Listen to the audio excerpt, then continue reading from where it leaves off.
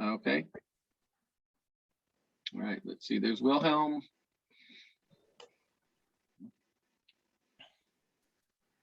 Hello, Wilhelm, welcome.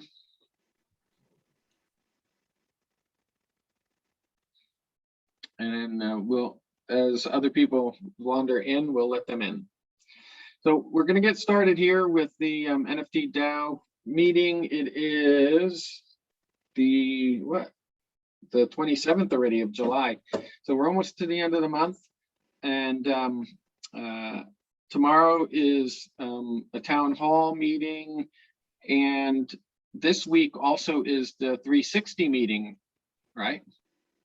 Who's Regan Lust? He's our stake pool operator. Yeah, he's with Okay. a copy. Gotcha. Okay. Well, now he's here. Hi, Regan. Welcome. Hey, how's it going? Very good. Very good. Good. And so the Cardano 360s coming out. There should be some news about the Cardano Summit on there. We're pretty excited to hear about. This is actually hopefully a pretty short meeting. We have a few items to cover. We have nothing to vote on this time because I wanted to talk about how we do vote and the processes that we're using. They're not, they need to be improved, right? We've been messing around with a couple different ways of just capturing everybody's votes. Last week we tried using the Discord bot, and unfortunately, you have to actually add a vote to something and then remove it. And then the question then becomes is how can somebody vote one of the votes that wasn't there if it's not there anymore? So we talked about moving that perhaps to the Slack channel and working out of there. So we'll let David work on finalizing that. In the meantime, we've got some progress started on the ticket app in terms of talking through and putting some ideas together. And we want to kind of finalize that and get a contract in place. And so, Phil, do you want to take us to where you're at? We did some design work on it, and I have a person that's going to put together wireframes. I still need the actual original artwork for the tickets themselves. Mm-hmm. And we have a person that we're going to have cut those to the correct pieces for us so that we can put the NFTs onto the tickets themselves. Okay. So there will probably be a text link for each ticket, which is the NFT, and also burnt right into the image itself. So it's watermarked with its own NFT in each image. Okay. And I have the code now working that will actually do that once I have the images that'll take text and write it into the image. And it can do that on a on the fly. Yeah, and on an image that is not just a static image, but these images are have motion graphics in them. So they're actual GIF images? I'm not sure if they're set up as GIFs or what, and that's where we need Andy to. We need to communicate with Andy about that specific thing. Okay. Well, we've got to find out about that because my assumption was that it was either a JPEG or a PNG image, which Yeah, no, I don't think either one has animation.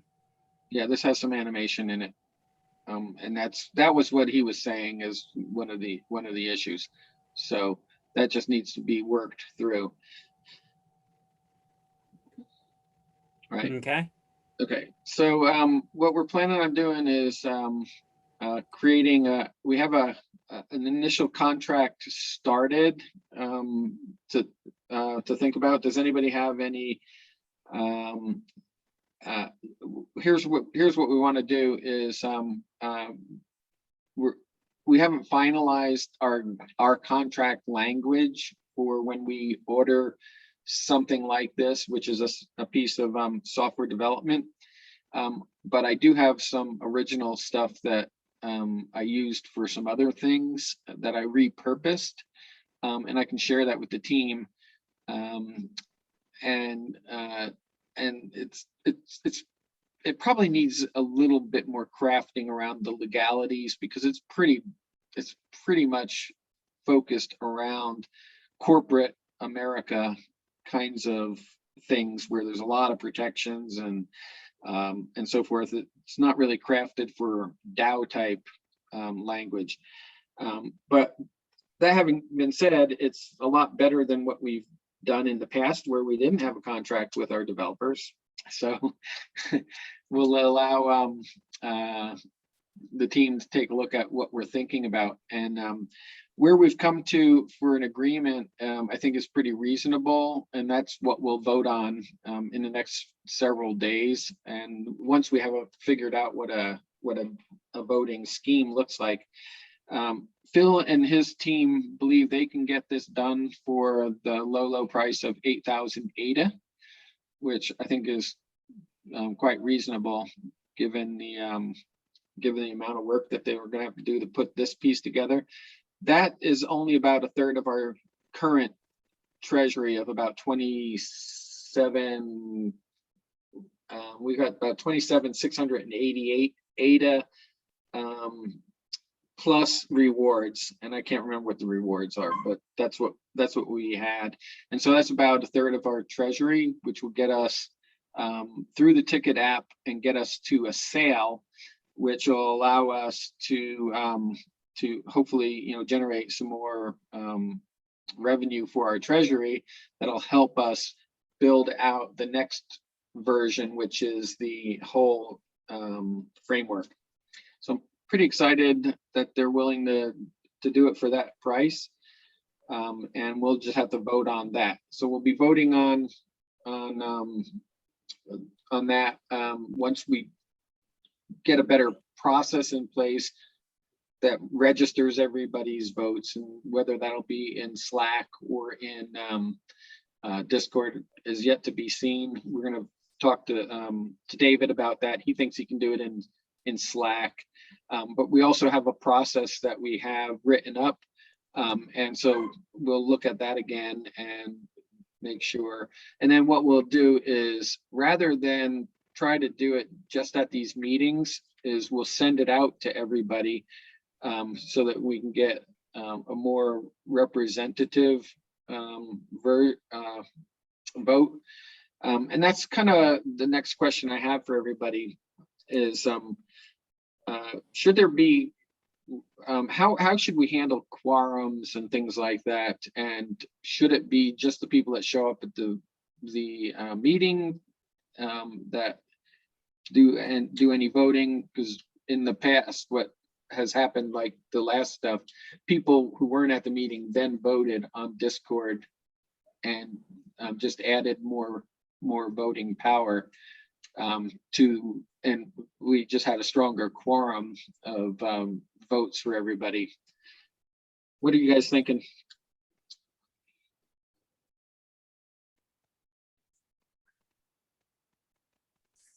How is it now, Rich? Well, right now it's we launch it on Discord, and then whoever shows up at the meeting votes. And we have a record. Yeah, we keep a record of the who's the yes, no's, or abstains is what we keep a record. And is there publicly we announce what's being voted on before the meeting, or do we only announce during the meeting what's being voted on? No, we typically write it up before the meeting so people have a chance to look at it, but we haven't really given enough notice and giving people an opportunity to really read through stuff. So that's what I want to change. I want to figure out what's the right way that we can do this voting that gives more of the members opportunity to absorb what it is that we're voting on, instead of, it just showing up at a meeting and asking them to vote. Are there any other builder DAOs or pre-DAO institutions that have these policies put in place, or are we creating these from We're scratch? creating from scratch. There are DAOs, and here's that have more mature processes, but what they actually do, it takes like weeks to get a vote done, you know? Yeah. Because they have to put in a proposal, and like I've been following a few of them where they put in a proposal even just to become a member, right? Yeah. And then that takes a week just to get absorbed by the current community, and then it takes another week or so before they even vote on it. So it doesn't provide us the alacrity that we need to move forward. Alacrity is cheerful swiftness, by the way. I was going to look that up, but thank you. And you know, there's things we just need to move on. You know, Andrew, you brought up some interesting points in the offline discussion about the branding and where we stand as a fully functional DAO. We aren't a fully functional DAO at this point, and so actually we're really just trying to trial and error some voting processes, just to make sure that, you know, we're trying to figure these things out of what makes sense. I would say that what's most important is that we're able to get stuff done, right? And that means voting quickly, but we also need to be informed, right? So you need to have informed voters, and so the information has to get out there in front of people in a timely enough fashion. So we're thinking about, you know, getting a contract in place by August 1 with the blockchain center. And if we can get a contract in place by then, you know, we could get the contract in front of this team in enough time for them to look it over and agree or disagree and make an intelligent decision. So what do you think you know, as you brought up the idea of builder, you want to follow up with that? Yeah, I think that, not to dominate at all, but I think that it's maybe kind of important to think of this group not as the final DAO, but as the group that builds the final DAO, and that allows us to kind of separate some of these ideas out, which is like, hey, you show up, you vote, we need to move quickly, break things, but we are not guaranteed even governance tokens by being in this group. We will actually set the parameters from this group of how the DAO itself will function. And that might mean now for us to give a bit more time and more resources and energy towards this. And by the way, this is just my idea. I'm not saying this is how it should be. I'm just saying that because this is a unique opportunity for Cardano, and hopefully a very prestigious opportunity for all the people in this room, and even those that couldn't be in the room, that we'll separate ourselves from what the goal is, which is to build a decentralized, you know, autonomous organization that will live 20 years from now, and potentially be the structure that will be that can survive that, and that we take the time and energy to do that now, but also separate ourselves from that. Meaning that we are willing to take let's say, the more ambitious agenda of, hey, you need to show up to vote, you need to participate in order to be seen and heard. And if you're not here, it doesn't mean that the DAO isn't going to happen, or that you won't be a part of that going forward, but that you weren't part of that that immediate decision. Which then allows us to separate ourselves from what will happen in the end versus what we're at now.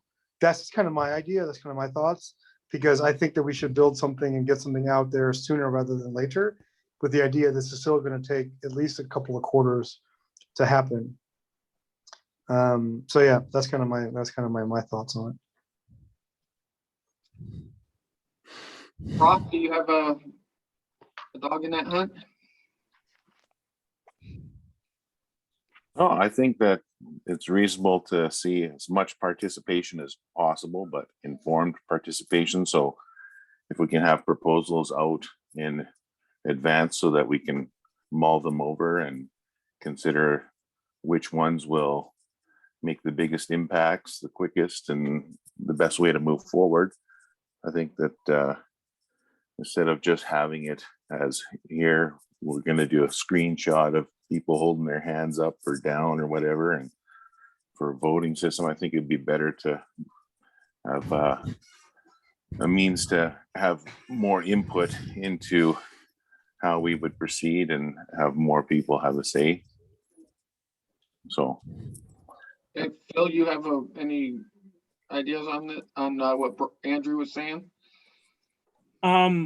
I think, reading Wyoming's laws on DAOs, I think you are required to establish that you have a quorum for all votes, which has to be, a certain proportion that can at least get you to 50 or a majority of the voting tokens.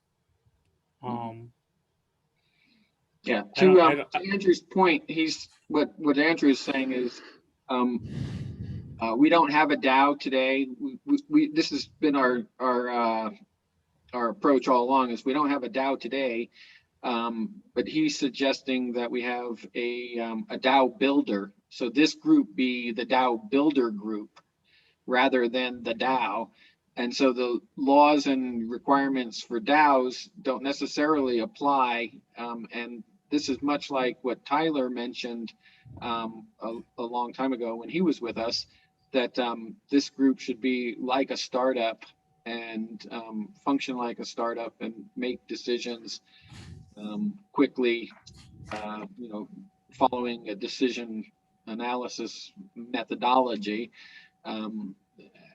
So Wilhelm, do you have Well, I think that's what I was trying to get at, is to get to that point where we have that, we need to build some pieces where we have, a regular and consistent, this is what's required for votes. This is the time period in which you can vote.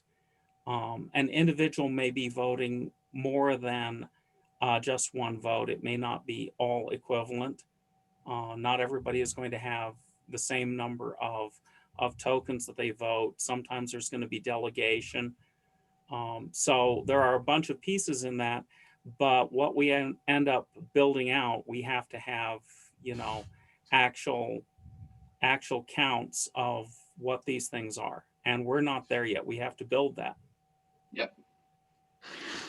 Okay. Yeah, the problem is that we are facing is that the persons who are in a meeting has changed frequently in number and Right. in person, right?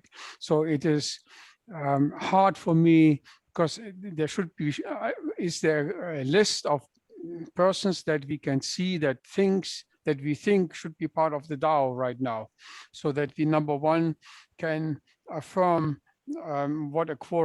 what the number is for a proper quorum, which we cannot do, and so on and so forth. And I think that is what we're missing. Is there something coming like this? Do you have something like this available? Yeah, we do. We do have it. Larry's been collecting that.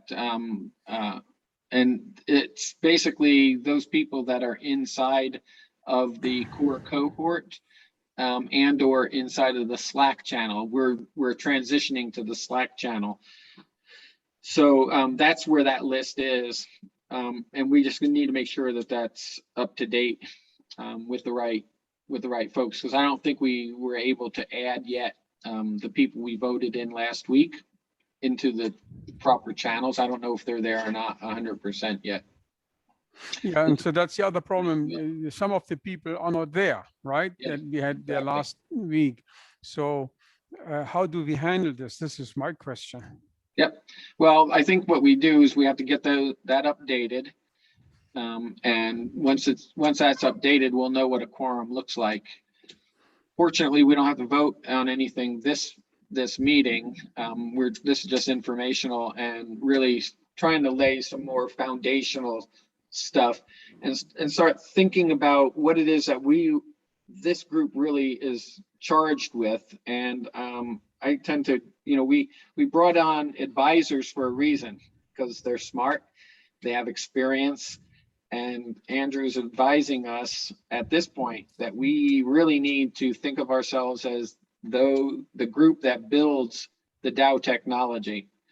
I tend to 100% agree with that at this point. And then because it is kind of like we're scratching our heads sometimes, are we actually voting as if, these things are going to remain forever as the DAO technology, or are we just trying to build something right now?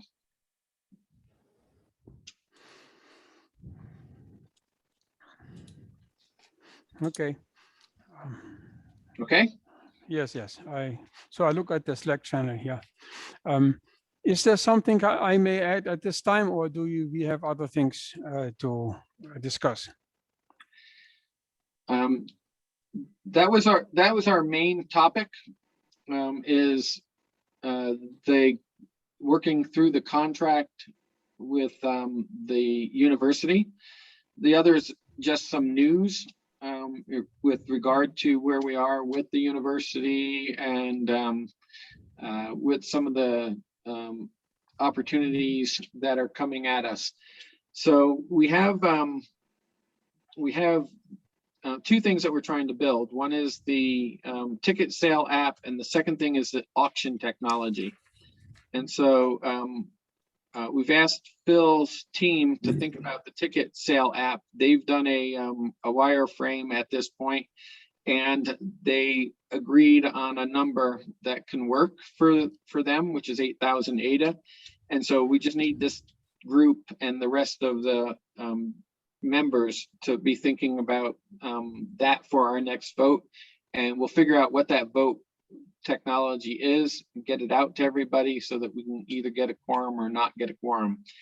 And then the rest is around marketing and the marketing processes for that ticket sale app.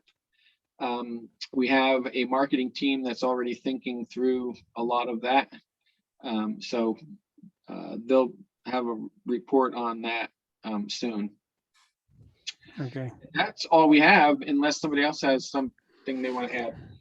Yeah, I like to get some, I have some informational questions. I'm working on the encryption issue, which was requested in some write-ups in our previous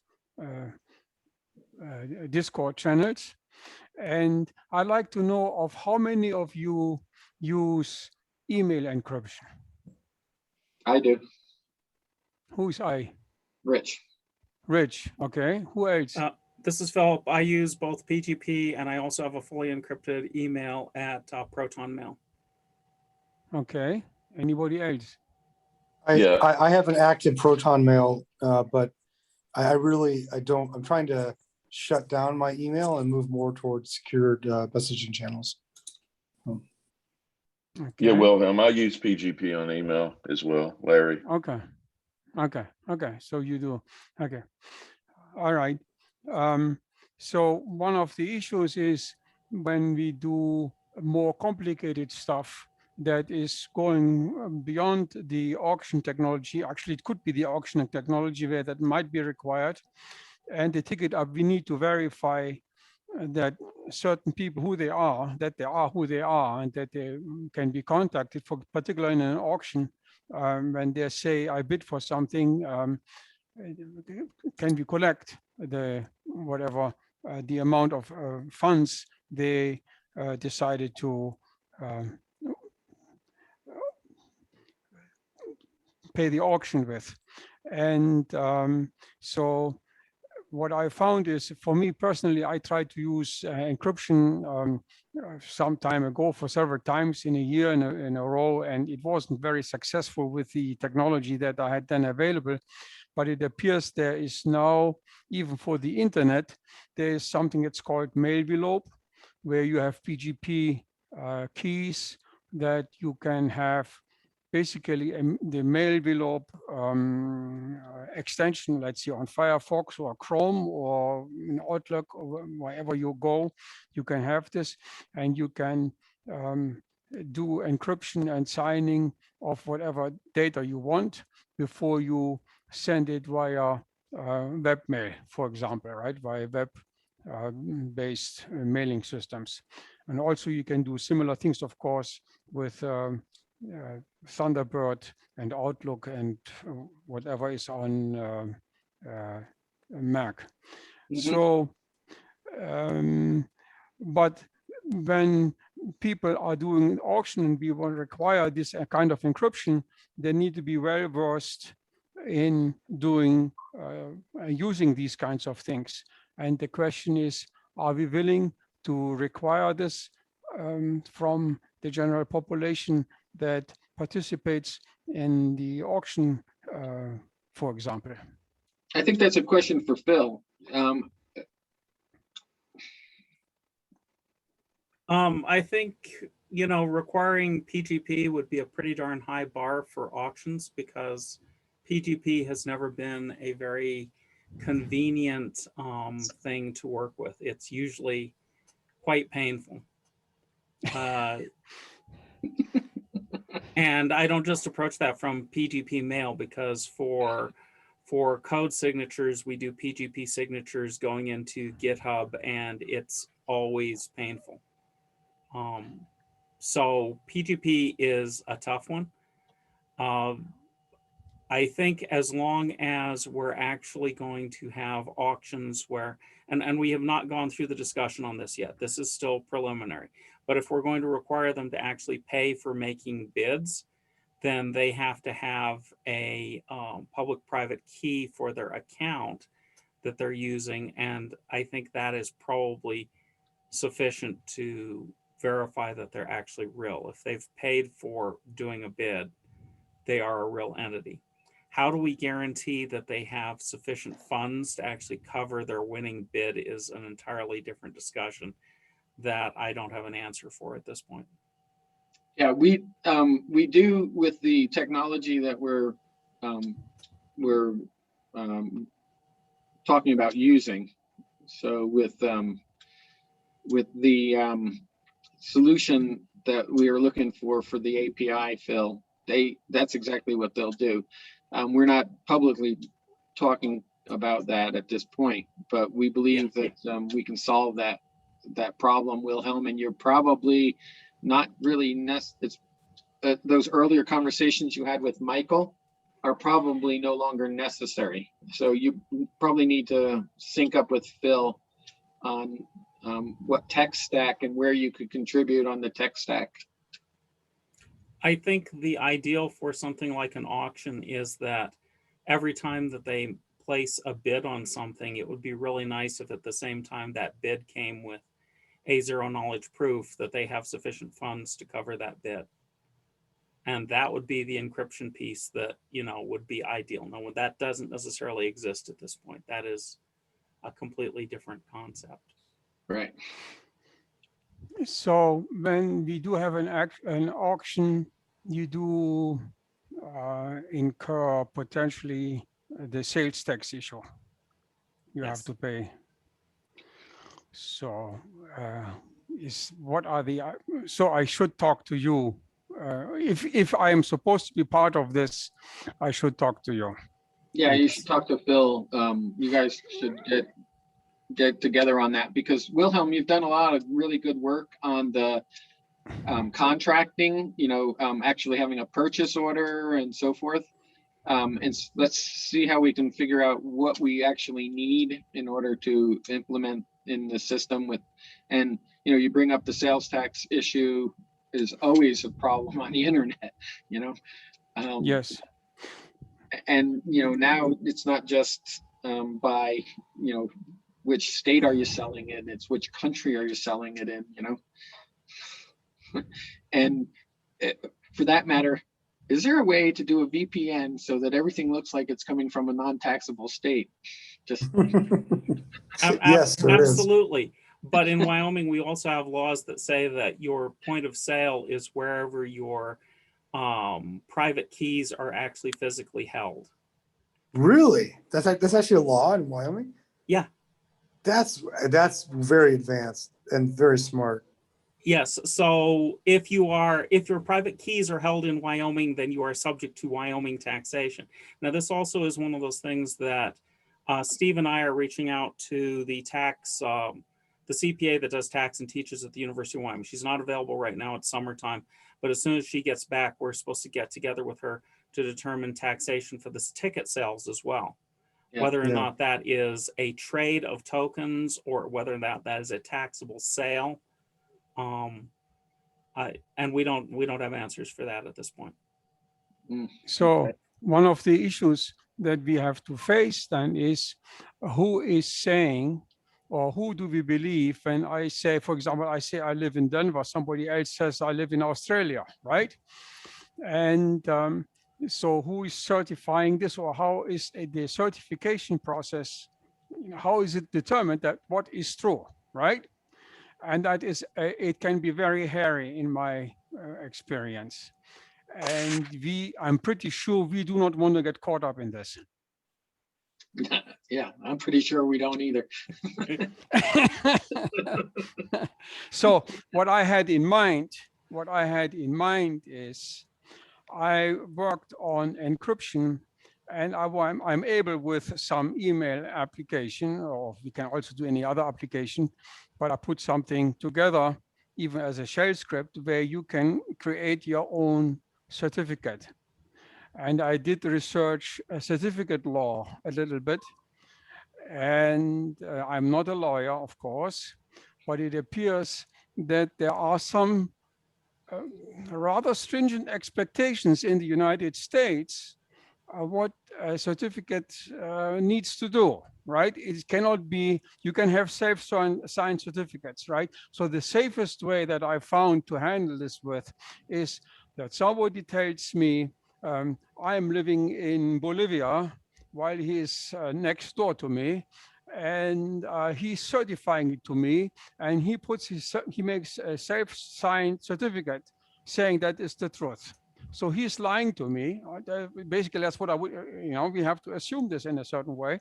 And in which way are we liable for accepting this, or do we need to verify this, and so on and so forth? And I think this is a rather hairy issue, but I can come up, since encryption and the certificates are a complex issue. This is not easy. I put together a shell script, which you can run bash right now, but we can run it on Z shell, means we can run it on a Mac, or we have to port it to PowerShell on Windows, right?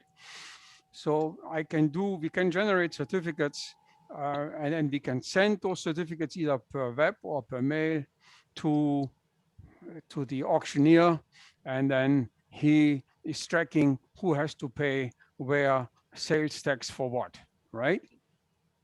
So that is what I thought is possible, but again, there's also another thing to think about, Wilhelm. The SEC or Hester, all of those people who are working at the highest level of the U.S. law have, like, for NFTs, a safe haven sandbox clause, basically, that allows a little bit of sloppiness in this process as it's being figured out.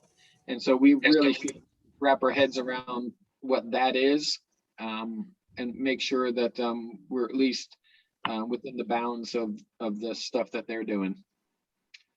okay, so because they know it's a big, hairy, ugly issue, and you're spot on, but also the government knows it's a big, hairy, ugly issue, and they're being a little bit lenient about that while some stuff gets worked through. So here was my idea. So we generate a certificate, self-signed certificate, right? Mhm. And it's being received at the email server. Yep. With this, I get the email address, the source address from the originator, unless it is spoofed. See, we need to watch this, right? Unless it is spoofed. So once I have somebody else's private key, a public key, I can generate a symmetric encryption key of significant length, let's say 128 bytes, which is 128 bits, 128 bytes, which is about 1024 bits, which is for a symmetric encryption key very huge, right? The NSA suggests 387 bits to be safe for 80 years. So we can generate up to 1024. We can do things. I tested it.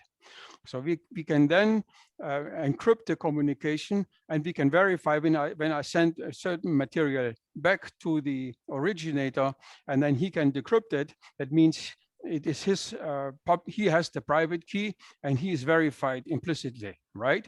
Which makes us fulfill one of the requirements of certificates, that we can verify that somebody is at least an email originator of who he says he is, right? So we can get that done. And with this said, we can communicate, he can issue a secondary certificate. So usually you do not want to be having a more than an email certificate publicly floating around in the internet. But what I was thinking is, if it is required that additional private data is available that does not go onto the NFT DAO into the NFT token, right? But we need to have, for whatever legal reasons, like when you buy a condo or whatever, when you do real estate, that there is sufficient privacy. And we can send a secondary, more detailed certificate that the user self-signs, and where we can have addresses and phone numbers or whatever we require, right? And then that material doesn't float publicly. It does not expose, let's say we're buying an $80 million art piece, so it doesn't expose the buyer's address and details at all, because he wants to have it protected, because he fears, for example, people may break into his home, right? Mm-hmm. So this can be done. I've gotten that far, right? And the question is whether we want to do it. Well, I think you and Phil need to have an offline conversation about that. Okay. Yes. Okay. Okay.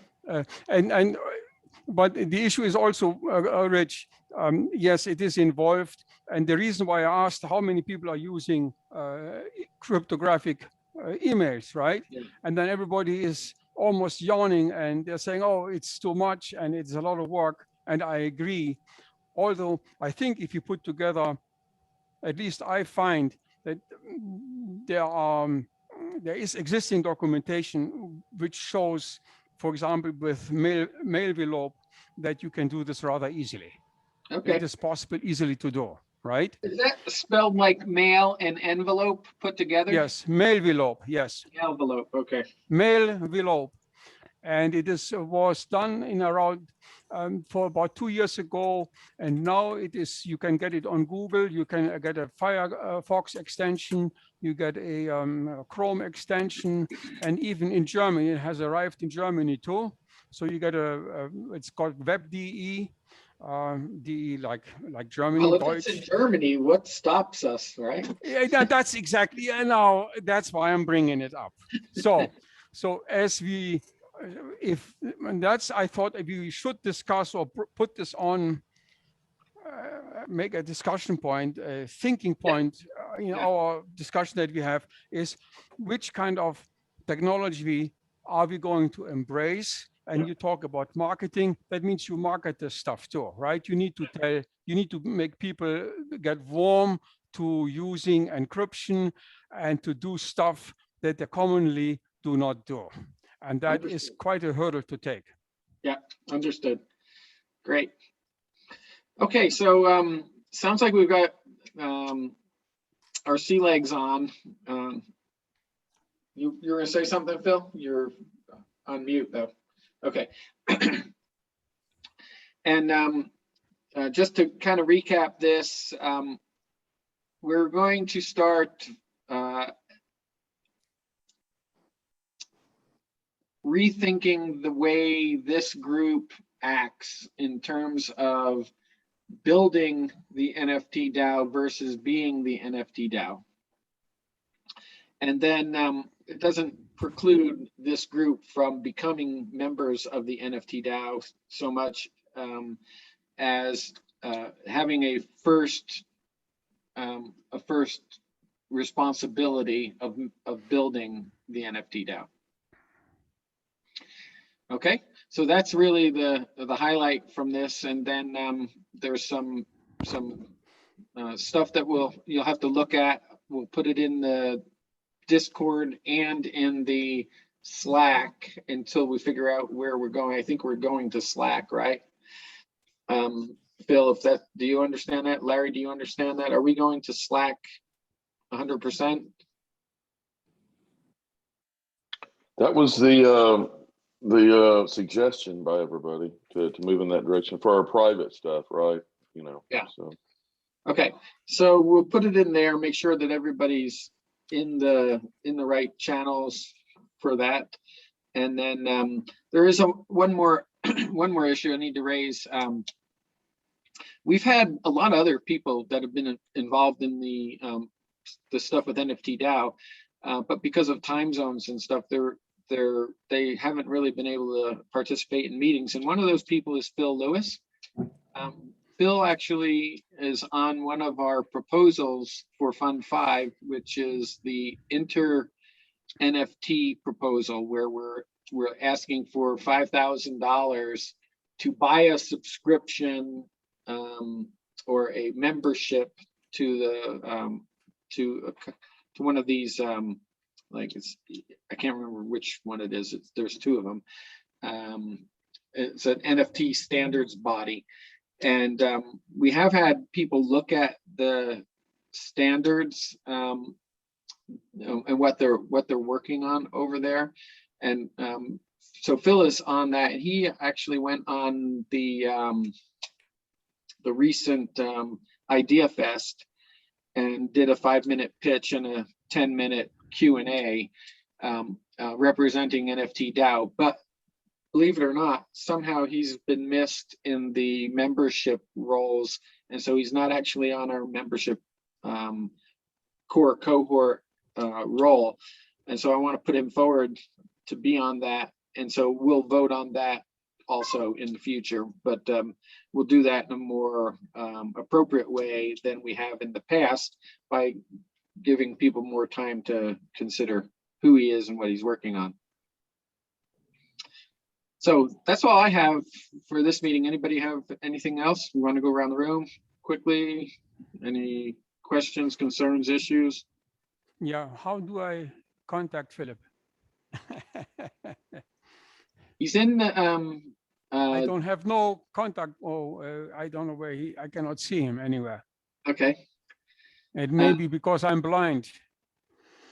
Rich, can you just send both of us an email? Yep, I will email Okay. both of you. Yes, Wilhelm. greatly appreciated. Yes, thank you. And Wilhelm, you're in Germany, so No, 10 no, hours. no. Mm-mm. He's in I'm in Colorado. Denver. Oh, you're in Colorado. Denver. Okay, Denver. Okay, then I'm not dealing with international time zones. Okay, No, we're in no, the same no. time zone. We are in the same time zone. Okay. Yeah, he's in Denver, and he just sounds like he's in Germany. Well, he mentioned that it's reached Germany, and I just figured, took a guess. When I do some research and I understand you want to go international with your art, I always look across the ocean, and because that gives us capabilities and viewpoints which are usually not had if you're only looking into your own country. Yes. Okay, anything else? Andrew, you look like you're going to say something. No, I'm good. I'm good. Okay, Regan, it was nice having you with us. You got anything to add? No, I'm good.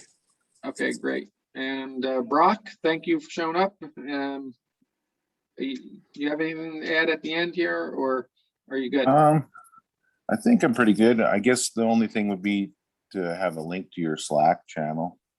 I'm not familiar with that. And then if you can give me a list of different proposals that are put forward in Yep. Fund 5, and we can Sure. look them over and for You can voting. actually find all of them on nftdao.org. So it's nft-dao.org. If you go to the footer, you can, it says Catalyst or something down there. And then when you click on that, it brings up all of the Fund 4 and Fund 5 proposals and explains them there. Perfect. Yeah, and it's voting time, so have all your friends vote for NFT DAO proposals. We'll be doing that. Yeah, I have to do it too. Are there any coming up? Yeah, we've got a bunch of them in Fund 5. Can you make sure that we all know about that and put the proposals out there? Because yeah, Here, let me show you where they are. Hold on a second. I'm going to share my screen. I'm going to open this up. I'm going to go to nft-dao.org.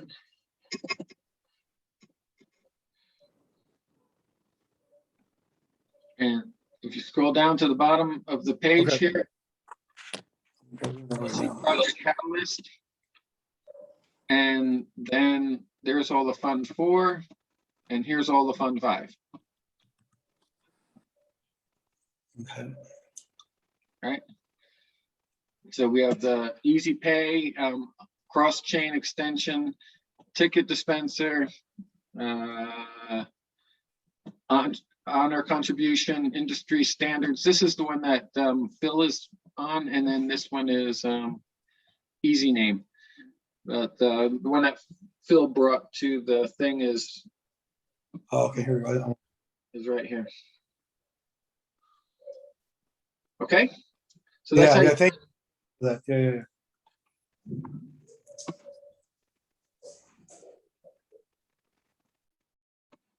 good. Yeah. Thank you. No, thank you. Awesome, guys. Thanks for joining us, and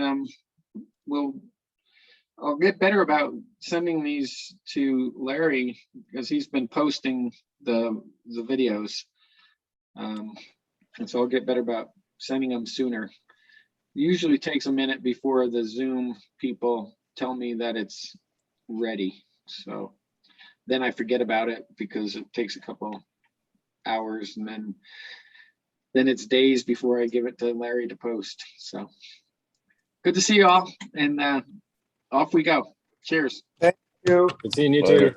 See you later. Thank you. Thanks. Bye.